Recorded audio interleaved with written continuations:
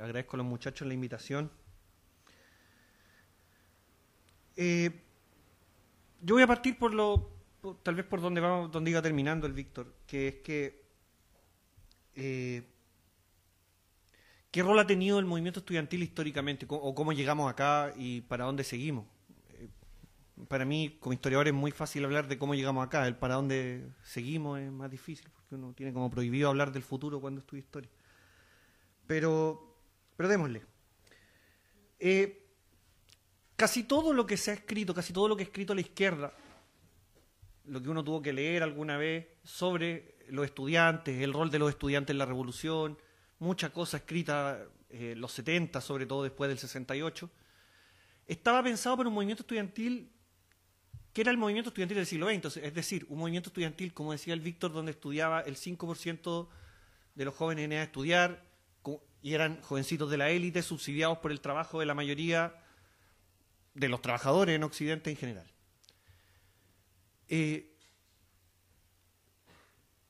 A mí, bueno, fue mi tesis de magíster, me ha tocado hablar muchas veces de movimiento estudiantil, antes del 2011 incluso, unos viejos, y cuando hablábamos antes del 2011 uno chocaba siempre con la interpretación de, pero es que los estudiantes son los privilegiados de la sociedad y lo que deberían estar haciendo es combatiendo en las fábricas y no acá, porque en realidad somos puros cuicos y los estudiantes son cuicos. Yo me acuerdo de rayado en la Universidad de Chile, los estudiantes son fachos, los estudiantes son cuicos. Creo que después del 2011, creo que después de los estafados por el crédito Corfo, creo después de los casos dramáticos por deudas del crédito canal del Estado, y en general, para cualquier estudiante es obvio que no somos privilegiados. Yo sigo siendo estudiante todavía. No somos privilegiados, que la mayoría de los que hoy día, la mayoría de los jóvenes en edad de estudia, poco más de la mitad, y la mitad de los jóvenes en edad de estudiar no son ricos, o sea, eso lo sabemos. Lo saben bien ustedes que no son ricos, en su inmensa mayoría, me imagino. En términos de plata estoy hablando. Por lo tanto, casi toda la teoría estaba constituida en base a una élite que apoyaba otras luchas. Ese movimiento estudiantil se acabó. Se acabó como la mayoría de los movimientos sociales en Chile en los últimos años de la dictadura y los primeros años de la transición. Y se murió por dos razones. Voy a hacer un recuento de cómo pasa, pero principalmente porque cambió su carácter social. Porque las burocracias, las ideas, las tesis políticas, las demandas en torno a las cuales se articulaba ese movimiento estudiantil cambiaron. Ese movimiento estudiantil de partida era de gente que no tenía problemas económicos, por lo tanto la mayoría de sus movilizaciones tenían que ver por cómo se estudiaba, no con cuánta plata, no por crédito, no si consigo tantos puntos porcentuales más de crédito o no, que era lo que se luchó cuando yo estudiaba en el pregrado. Y uno peleaba por esas cosas, por el derecho a endeudarse en realidad, porque uno veía todos los años que un montón de estudiantes del pedagógico se tenían que quedar fuera de la universidad porque no había plata para ellos. Mientras que el nuevo movimiento estudiantil empezó a responder a esa realidad, una realidad donde los estudiantes ya no eran élite, donde sus luchas ya no eran por Cuba, por Vietnam, como eran a fines de los 60, sino que eran porque si no marcho, si no me voy a paro, si no me tomo la universidad, yo no puedo, yo, no el pobre que está allá en las poblaciones, no, yo no puedo estudiar. Y ese cambio va a tener como primer hecho el año 92, la primera gran movilización social que hubo contra la democracia, digamos, la democracia. Y es una movilización precisamente porque habían miles de estudiantes en Chile que iban a tener que dejar la universidad porque no tenían plata para pagarla. Lo que demandaban eran más créditos universitarios, que antes la plata la prestaba el Estado, antes del crédito con aval del Estado. El gran prestamista era el Estado, no eran los bancos, no era Corbanca como es ahora. Y esa alteración empezó a cambiar, esa alteración de las demandas de lucha empiezan a cambiar la forma del movimiento estudiantil en un proceso que yo veo que tiene 4 etapas y que podemos decir que es un movimiento que pasa de ser de un movimiento de élites conscientes. Vitar hasta el año 2005, 2006 nos decía que éramos unos privilegiados, que no queríamos compartir nuestro derecho a endeudarnos con otros estudiantes, que por eso estábamos contra el CAE, que éramos egoístas. De esa idea, de esa tesis de un movimiento estudiantil de élites muy consciente, que todavía hay cierto izquierdismo que sigue diciendo que hay que abandonar la universidad y partir, no sé, a las poblaciones, donde sean, como si los estudiantes no vivieran ahí mismo. a un movimiento estudiantil de masas, no de élites, de masas, y de masas que a su vez no pelean por otros, pelean por su propia crisis que es constante. Esa primera etapa es la gran crisis del movimiento estudiantil del siglo XX, que va desde 1987, cuando todo el movimiento estudiantil es sacado de la discusión de cómo destruir la dictadura y solo se le convierte en cómo mover más votantes para votar por el no en 1988. De ahí para adelante, el movimiento estudiantil va a quedar vaciado de su contenido crítico antidictatorial, que implicaba una crítica contra la privatización de la educación superior, y se va a plantear sencillamente como una gran burocracia administrada por los partidos históricos de la Concertación, principalmente el Partido Demócrata Cristiano, el Partido Socialista, y va a devenir una burocratización que no es muy distinta a la burocratización actual del Parlamento. O sea, ya que no se puede cambiar nada desde la Federación de Estudiantes, bueno, choreémonos todo. El año 93 la mayoría de las federaciones en Chile se ve envuelta en escándalo de corrupción, el más famoso el de la FECH, donde el señor Álvaro Elizalde, el actual vocero, le puso rueda a la federación y se la llevó para la casa. No quiso rendir ante Contraloría la plata de los trabajos voluntarios, recibían sueldos desde el Estado que no le comunicaban al Pleno de Federación, robaban, literalmente robaban. Y eso, pero no es solo la FECH, es también la FEUSACH, también van a caer federaciones en varias regiones, el caso de la Universidad de Antofagasta, de la Universidad Austral, de Valdivia, que desaparecen las federaciones por corrupción. La UDECONCE también. Y con eso se acaba la hegemonía que por unos 50, 60 años había tenido la democracia cristiana, y principalmente los partidos de las capas medias en Chile como conducción política del movimiento estudiantil. ¿Qué pasa con esta crisis? Bueno, aquí se abre una segunda etapa que va a ir más o menos de 1994 al año 99, que va a ser de reconstrucción por la izquierda, movilizada en lucha, en estas luchas de todos los años por pedir más plata para el crédito, que el Estado ponga más crédito, porque todos los años eran miles de estudiantes y se hablaba de las procesiones anuales al ministerio y era como que todos los años entre abril y junio estabais marchando en la Alameda pidiendo cada vez más plata, el 21 te veníais para acá, y era un rito que duró 10, 15 años, donde te movilizabais para pedir más crédito. ¿Qué significó eso? No fue un terreno plano, como lo digo de buena primera. Significó primero que el movimiento estudiantil en esa lucha fue derrotado. Consiguió siempre más créditos, pero nunca pudo modificar el sistema de financiamiento de educación superior, que era lo que le hablaba Víctor, o sea, un sistema que se basa en hacer competir a las universidades por 4 chauchas del Estado y a las privadas por las chauchas del subsidio del Estado. Que se trata sobre todo de entregar completamente la educación superior al mercado. ¿Qué es lo que va a pasar con esta etapa? Se pierde la inocencia. La gran mayoría del movimiento estudiantil aprende en ese momento y aprende perdiendo. O sea, no porque sea muy vivo, sino perdió precisamente porque creyó y después chocó contra la pared. Pierde la inocencia, que era una inocencia predominante en los años 90 en Chile. La ilusión de que en algún momento el programa prometido de la Concertación para las elecciones de 1990, perdón, de 1989 para 1990, se iba a cumplir. O sea, el famoso mito del programa que se reactualiza ahora más encima. Pero en ese momento era eso, que el programa se iba a cambiar, que por fin iban a dejar los militares de estar encima, íbamos por fin a tener democracia en Chile, que por fin Lago iba a llegar al poder, iba a ser socialista y no iba a dar un país socialista, etcétera. Esa pérdida de inocencia al país recién yo creo que le está llegando en los últimos 3-4 años. El movimiento estudiantil pierde esa inocencia mucho antes, porque era el único movimiento que luchaba contra el Estado en ese momento, y el único que empieza a hacer sentido de la crítica al neoliberalismo. O sea, aquí esto no es porque le tengamos miedo a los milicos, esto es porque efectivamente a los tipos que gobiernan les gusta esto. O sea, ellos, no es que la derecha se lo impida, ellos son la derecha. Y esa conciencia empieza a aparecer muy fuerte en el movimiento estudiantil. Y se va a expresar en que van a empezar a desaparecer del movimiento estudiantil la figura histórica del operador de partido político, que no le consultaba a nadie, que dirigía la federación en base a mesas políticas, y empieza a aparecer el militante de izquierda, el militante social, el dirigente social de base, precisamente porque el movimiento estudiantil se democratiza, y no se democratiza porque los estudiantes son buenos, se democratiza porque los escándalos de corrupción habían obligado a que el movimiento se democratizara. Porque, como decía Víctor también, Si algo hemos aprendido y que lo estamos viendo ahora es que cuando no hay democracia es muy fácil robarse un país.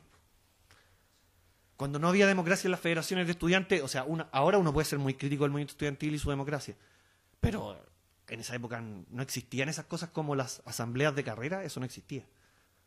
Antes del 94, 95, el movimiento estudiantil se juntaba el encargado del PC con el encargado de tal lote, con el encargado del PS, cortaban y bueno, esa era la línea del centro alumno. Y eso de la asamblea es algo que se inventa en los 90.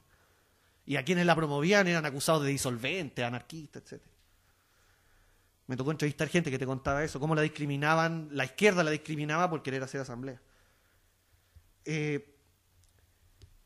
Esta segunda etapa va a ser también la desaparición definitiva de la concertación de las aulas del movimiento estudiantil. Va a seguir existiendo, existe hasta el día de hoy, pero son operadores, no. La concertación ya en ningún lado se presenta como hola, somos la concertación. Se ponen nombres como Avancemos y esas cosas. Pero ya la concertación no se presenta como concertación, hay vergüenza. Esa vergüenza nace en estos años. ¿Por qué nace en estos años? Porque estos son los años en que la concertación a los estudiantes le expresa con nitidez el discurso de que nosotros decimos que somos progresistas, pero en la práctica somos antipopulares. Y eso no solo lo va a entender el movimiento estudiantil, lo va a entender tipos como Tomás Mulián cuando escribe Chile, la anatomía de un mito, lo publica en el 97. Y va a empezar una bifurcación en el movimiento social que históricamente había sido muy proconcertacionista, sobre todo desde la dictadura. Y el movimiento estudiantil va a empezar a construir fuerza propia, muy izquierdista.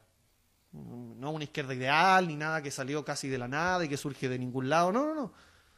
Entendiendo casi nada, una izquierda que comía pegamento, que no entendía casi nada bien, que no tenía organizaciones muy fuertes para poder administrar esto, pero lo hace. Y ahí entramos en una tercera etapa, del 99 al 2005, que es una etapa muy de la derrota, muy de la oscuridad para el movimiento universitario sobre todo, pero en el que se va a dar un debate muy fuerte sobre que el movimiento estudiantil deja de ser este movimiento corporativo que pide crédito y empieza a plantearse seriamente una crítica ya al modelo neoliberal en su conjunto. De que el problema educacional no se va a resolver solo en el ámbito educacional, que, como decía Víctor, esto no es solo de que un tipo gane plata o deje de ganar plata y por lo tanto los estudiantes de las universidades públicas tenemos que estar felices porque acá no se gana plata. Como además si no pasara, a través de la fundación y todas esas cosas truchas que hace la verdad gente corrupta de estas universidades, de las públicas. Y entonces aparece ese debate nuevo. Y ese debate va a terminar por afianzar a una izquierda en la cabeza del movimiento estudiantil. Y va a llegar el 2006. O sea, para nosotros, yo me acuerdo con Víctor, éramos estudiantes el 2005, fue súper importante el 2005, pero como al tiro llegó el 2006, no le importó a nadie ya el 2005 para la historia futura. El 2005 fue cuando además perdimos muy feo el 2005, que fue el crédito canal del Estado. Y el 2006, toda esta evolución larga se hace ya algo que sale de las aulas, que sale de las discusiones de los colectivos de izquierda, de las asambleas estudiantiles y ya traspasa a la sociedad. Y aquí vuelve uno podría decir una segunda inocencia, que uno no podía culparla, o sea, tal vez algunos desconfiamos en ese momento, pero hasta a veces quisimos creer que cuando Bachelet hace esa famosa conferencia de prensa, no sé si ustedes se acuerdan, el 2006 hace 9 años fue, hace una conferencia de prensa para terminar con el paro de los pingüinos, donde asegura, bueno, todos se acuerdan del tema del pase de las 24 horas, los 365 días del año y todo eso, pero además asegura que va a haber educación pública, que aquí se va a sacar al lucro, todo eso. Los secundarios, yo creo que ahora sería imposible bajar un movimiento secundario con una cadena nacional de la presidenta, pero el 2006 el paro secundario se bajó 4 o 5 días después de esa cadena nacional. Y todos nos devolvimos para casa y todos esperando, bueno, aquí viene el consejo asesor, también creíamos en los consejos asesores. No, pero la fecha participó. Pero claro, no había mucha confianza, pero dijimos, bueno, hay que ir. Ahora lo patearíamos de una.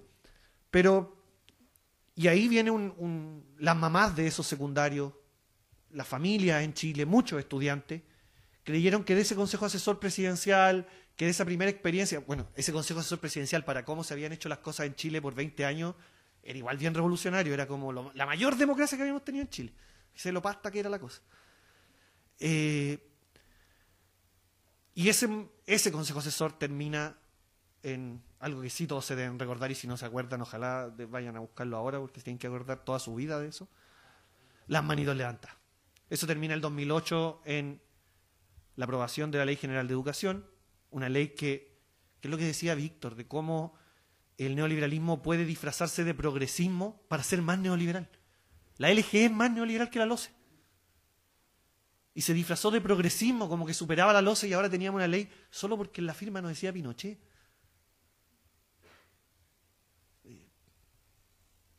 Y ese acuerdo de las manos levantadas es la segunda, yo creo, última pérdida de inocencia del movimiento estudiantil y en general de la sociedad chilena. Porque fue demasiado feo. O sea, ellos creían que pasaba piola, pero fue muy feo. Y ahí yo creo que hay un camino directo a lo que ocurre el 2011. El 2011 es protagonizado por los que perdieron la confianza del 2008. Son 3 años, no es mucha la distancia. Y por eso mismo, cuando comienza el 2011, incluso algunos sectores del movimiento estudiantil y el gobierno proponen establecer un espacio de diálogo en el Parlamento, con el gobierno, el movimiento estudiantil lo rechaza, porque sabe lo que se viene, ya había vivido el 2008, sabe en qué terminan estos diálogos indirectos, donde te mandan a dormir 4 años en una comisión, tenés que leerte 100.000 papers, y al final te cuadran por arriba, llega Brunner, como llegó el 2008 con el informe escrito, y te arma una LG en 10 minutos, negocia por el lobby. Se había aprendido. Y el 2011, si el 2006 termina con la confianza, el 2011 no se puede cerrar. Por mucho de que no estemos movilizados como estábamos el 2011 no se ha cerrado como coyuntura. Bueno, se acabó el año, obvio, pero como coyuntura histórica no se acaba. Precisamente porque no hay posibilidad de diálogo. Porque cuando se ofreció el diálogo en una primera instancia era un diálogo claramente tramposo. Y después cuando el movimiento estudiantil es el que dice, bueno, dialoguemos, hagamos una reforma entre todos,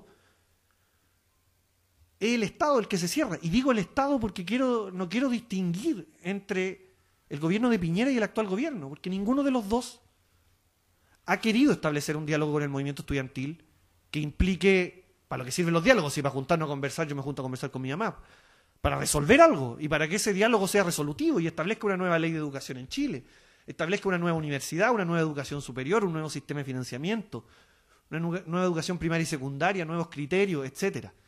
Y eso no se ha hecho. Eso implica necesariamente, y con esto ya empiezo a cerrar, eso implicaría necesariamente que el Estado, es decir, el pacto de la transición entre el pinochetismo rancio y aquellos que se rindieron en la lucha contra ese pinochetismo rancio, ese pacto de la transición significaría destruirlo. Porque significaría que la democracia no es lo que dicen ellos, o sea, esa cosa que decide la clase política y se junta en el Parlamento y discuten tonteras, mientras en Casapiedra se hace la verdadera política, sino significaría reconocer que esa política fracasó, que ese pacto social es antipopular, es antidemocrático, y que por lo tanto habría que inaugurar un nuevo ciclo donde discutieran, de verdad un nuevo ciclo, no esta pasta que le han dicho nuevo ciclo, inaugurar un nuevo ciclo donde de verdad la sociedad defina su destino y los espacios donde pasa la vida, donde se define su vida, por ejemplo la educación, también el trabajo.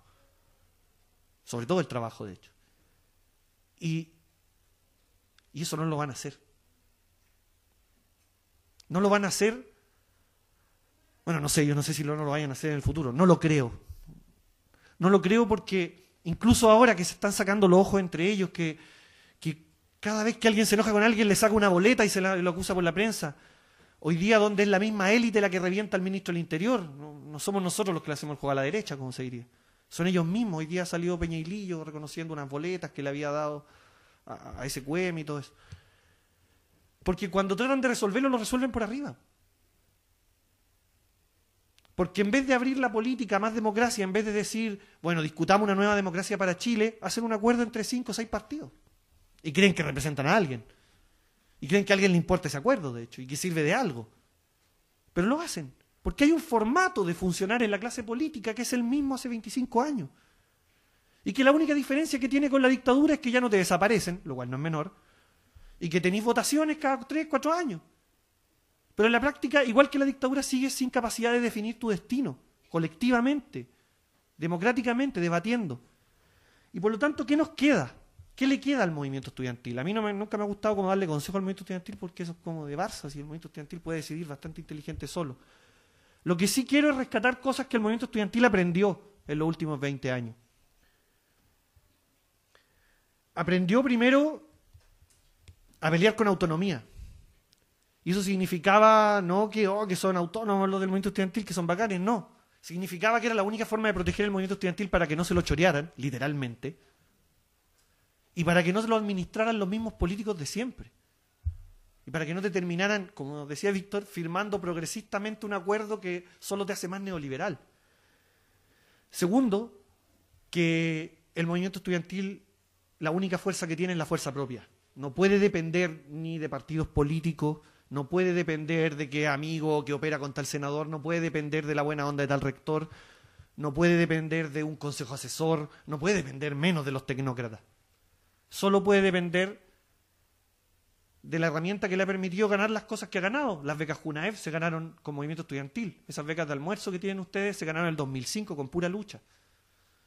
Que exista algo como el arancel de referencia que permita criticar los aranceles demasiado altos de la universidad privada, lo ganó el movimiento estudiantil. Y el fin del DFL2, que no le permitía a la mayoría de los estudiantes de este país organizarse, lo ganó el movimiento estudiantil. Lo ganó con fuerza propia. Lo ganó luchando solo, no pidiéndole permiso a nadie. Lo ganó cuando el Estado le decía que no podía marchar por la Alameda y marchaba igual porque ponía 200.000 personas en la calle. Lo ganó con fuerza propia, con confianza en sí mismo, con solamente confianza en su lucha, en sus movilizaciones, en las asambleas masivas, en democracia. Y por lo tanto, creo que lo que tiene que hacer el movimiento estudiantil es seguir confiando en eso, en su fuerza propia, confiando en su autonomía, luchando y entendiendo, y con esto cierro, que solo perspectivando aquellos elementos en la política nacional, no para entrar a este o este otro partido, sino para crear sus propios instrumentos de lucha política, esto puede llegar a un buen puerto. La única forma de que esta reforma que se está planteando ahora no termine como con un acuerdo de manitos levantados, si es que ya no es muy tarde, yo creo que no, es luchando, es saliendo mañana a la calle masivamente, siguiendo parados, siguiendo movilizados, manteniendo nuestras organizaciones fortalecidas, yendo a las asambleas, potenciando la organización estudiantil y perspectivando eso en la lucha política, con nuestras propias fuerzas políticas. Si va a haber asamblea constituyente, bueno, entremos con autonomía a esa asamblea constituyente, no detrás de tal o cual partido, no detrás del al que le paga Soquimicho o al que le paga Penta.